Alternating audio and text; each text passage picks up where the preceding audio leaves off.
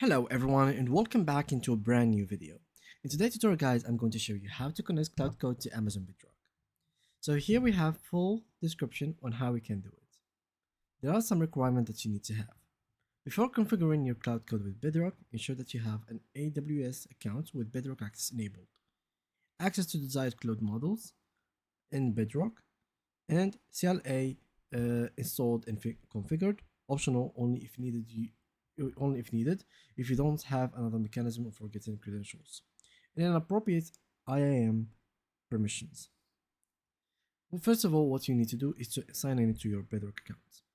So enable if you have like AWS credentials and you want to start using Cloud Code throughout Bedrock, then login wizard walks you through it.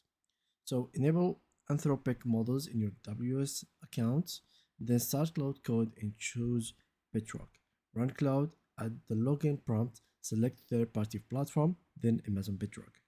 Then follow the wizard prompt, choose how you authenticate to AWS and AWS profile detected from your //.aws directory and a Bedrock API key, an access key, and a secret or credentials already in your environment.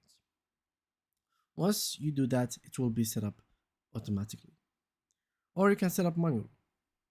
Submit your use case details. So to configure Bedrock throughout environment variables, submit your use case details. For first-time users, you need to do this. Ensure you have the right IAM permissions.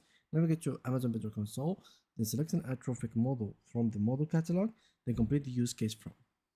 Access is granted immediately after submission, so you don't have to worry about it.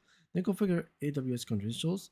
Option A is CLA configuration, environment variables, and option C manage variables SEO profile, and option D AWS management console credentials.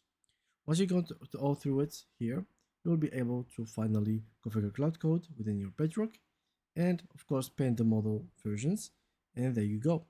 So that's all you need for your own Bedrock to be running manually, but the best part is to actually do it automatically throughout the Bedrock.